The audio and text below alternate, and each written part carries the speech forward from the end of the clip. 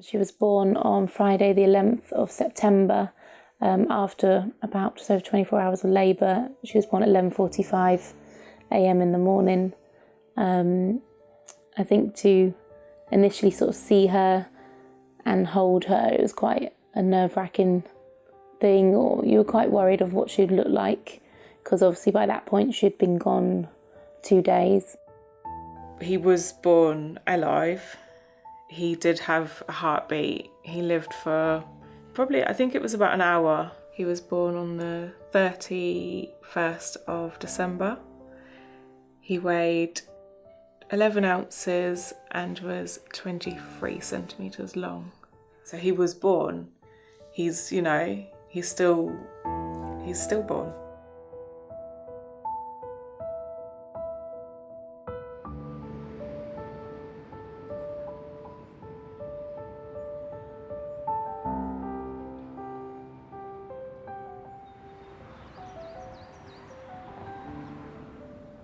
So I found out at 4 weeks that I was pregnant. So obviously over the moon, a little bit shocked. I had a very good pregnancy, no problems at all. And I remember saying to Ben in the morning, well, maybe about 11, 12 o'clock, God, my eyesight, my vision has gone funny. I've got black and white, like blurry vision. I feel funny. And he was just like, well, you've got an appointment about 3 o'clock with the doctor. Why don't you just ask the doctor and mention it to him then? I just didn't think anything of it. So I got to the doctor's appointment. She said, oh, how are you feeling? Get up on the bed, let's listen to the heartbeat. And then she was like, I can't find it at the moment. Let me just get a midwife, because your midwife happens to be at the surgery today. So I'll go and get her, and it might be my machine, so we'll get another machine. And I was like, okay, then that's fine. So I just laid there, felt like forever on the bed thinking, where is everybody? And my midwife came in and tried to check. She then tried at another machine and then couldn't find it. And then she made me stand up and physically sort of touch my tummy and said, oh, when did you last feel her move? And I was thinking, I can't actually recall. She sort of held my hands and she said, right, we need to ring your partner and we need to get you to hospital as soon as possible. I can't actually remember what she said. I think it was along the lines of there is no heartbeat. And Louis still looked, I don't understand, a bit baffled. And I think me and her mum broke down crying and then kind of said, then it hit Louise and we just sort of all kind of broke down, and I think the consultant was talking, but I didn't really take much of it in. I think, I knew, but until that point where it was actually confirmed, you kind of hope for the best. And that's kind of the start of the sort of horrible journey that we went on. I think most parents that have gone through a loss will always say that. I think those words are the worst to hear, because you generally don't want to believe it. And then you just see this little lifeless baby. And I think the hardest thing was, I thought they would just automatically C-section me there and then and get the baby out. But they were like, right, you need to go home and sleep. And I thought, sleep? Oh my God. I don't think we're going to sleep at all. And we didn't sleep all night. We just cried, and I remember Ben just wrapping his arms around me and hugging me and thinking, I'm carrying a lifeless being in my belly. The worst bit, I think, was, apart from being told, was going home and being there, me and her, knowing that we'd spent nearly 9 months waiting for something and it wasn't going to happen.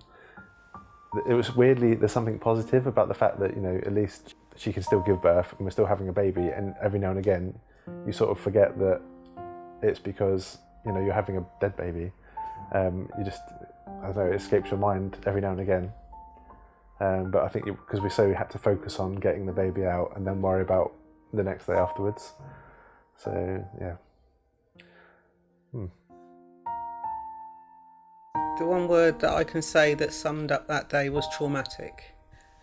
It was totally unexpected. To see your only child, your baby, go through something as traumatic as that, it was just awful. I mean, she was so strong.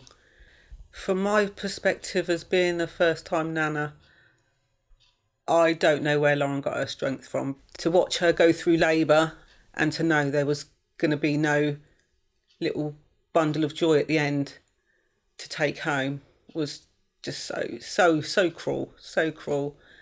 But he came out, and he came out alive. He was still breathing, and we were able to spend as much time as we wanted with him, which we did. They brought in a little hat and a blanket and wrapped him up in it. And, we all had cuddles, and we just spoke to him. And I think we had him for about 4 or 5 hours after he was born, but they said that he must have passed after about an hour. He was the first grandchild, both sides. At that point, I was 19 weeks and 6 days, where any child born before 24 weeks is not viable for any sort of intervention. So they wouldn't be able to step in and try and prolong his life.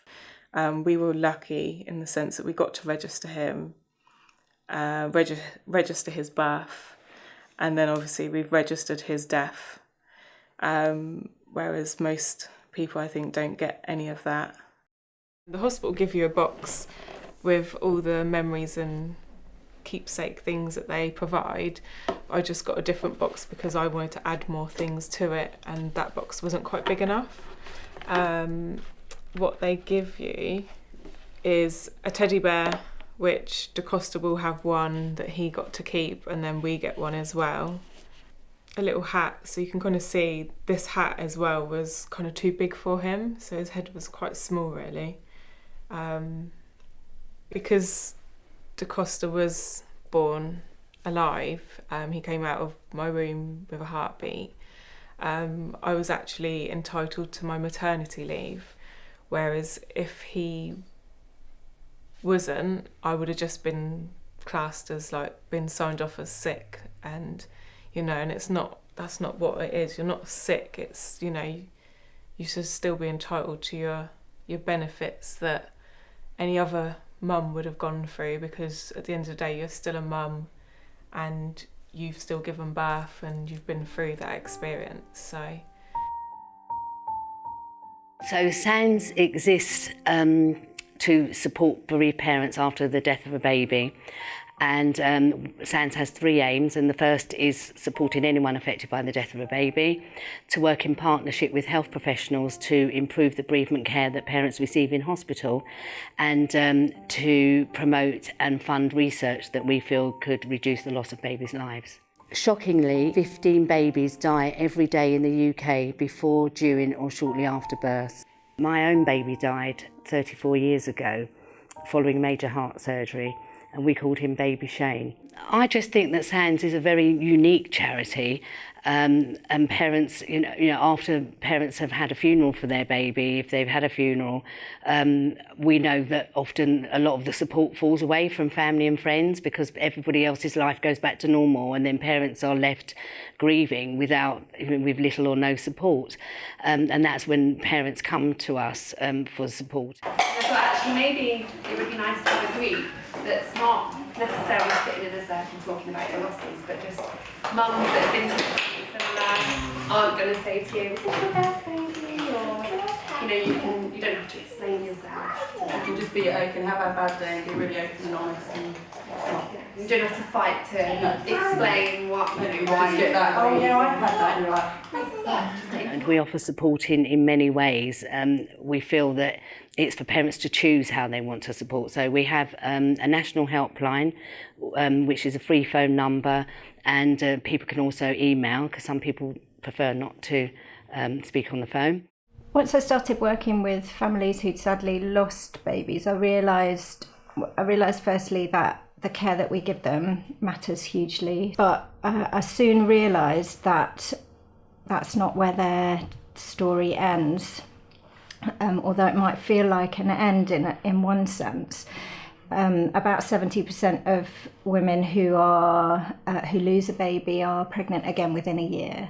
So when we think about grief and loss, that's the most difficult year. That anyone who's been bereaved knows that first year, with all its memories but also with all its firsts, is hugely difficult. And I realised that people were becoming pregnant again, but in grief. So my thoughts were, I wonder how best to, as a midwife, to support women in those situations. You know, they don't really fit back into normal, say, antenatal classes. And so I wrote a course called Rainbow Antenatal, and worked with parents in trying to support them and be a companion in that sort of journey to preparing for a new baby when they've lost a baby already. A storm has happened that's caused devastation, and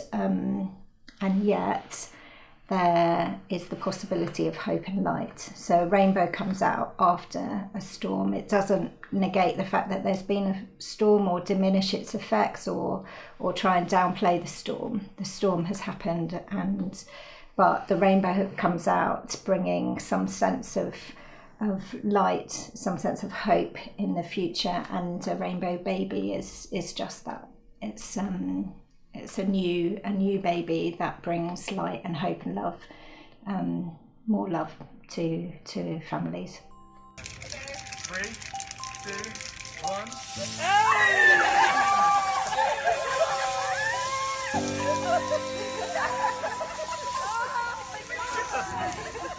Thankfully, which I didn't think was going to happen so soon, Lauren is expecting again, and I have another grandson on the way. Rainbow baby. There's my grandson that's on his way. He's due 2nd of February 2018. Whether she carries for that long, we're not sure that's going to happen, but she's be 28 weeks gone this Friday coming, and at the moment, to me, every Friday is like Christmas, because every Friday she's managed to hold on to that pregnancy for another week and another week and another week, and the longer she holds on to the pregnancy, the more healthier the baby's going to be. We don't want him to come too soon. Every moment I'm just like waiting to feel the first like proper kick and things like that. There's all these happy moments that I've got to come along. Getting to where we are now, today I'm 27 weeks, which again, it's like another milestone. It's just like, oh my God, like now we're viable. I think when you have a rainbow, you think, I'll have a rainbow and it'll make me feel that bit better. And it does fill a bit of a void that you've obviously missed out on from your baby loss. But obviously we're blessed with Everly. And so we have got our rainbow, you know, a little bit of sunshine and light at the end of the tunnel with her. But I think what we've learned is just even like her first smile and just thinking, oh, we will never see that from Adora. We won't know what her smile ever looks like. And I know we've got a lot more milestones, even, coming up to her first birthday, that we get to celebrate it with her, first Christmases, Mother's Day. And I guess when she starts talking and telling me she loves me, it's just things like that we will never, ever see. And I will always, in the back of my mind, be thinking, oh, Dora should be 2 now, so might be doing this. Or, when the NCT friends that I met at this time when I was pregnant with Adora, I'm still friends with them. Obviously, when all their little children start school, I'll be thinking, well, Adora should be with those guys starting school, and I guess graduations, and if they're going off to uni, what would she be, basically?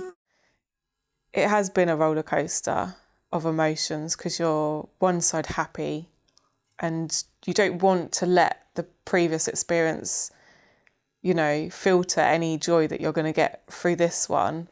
But there's always that like inkling in the back of your head, like, okay, we're doing good now, and let's kind of like not get your hopes up too much. I think you're always going to wonder, and you're never going to know. You can only imagine or dream of what she might have become or the person she might have been.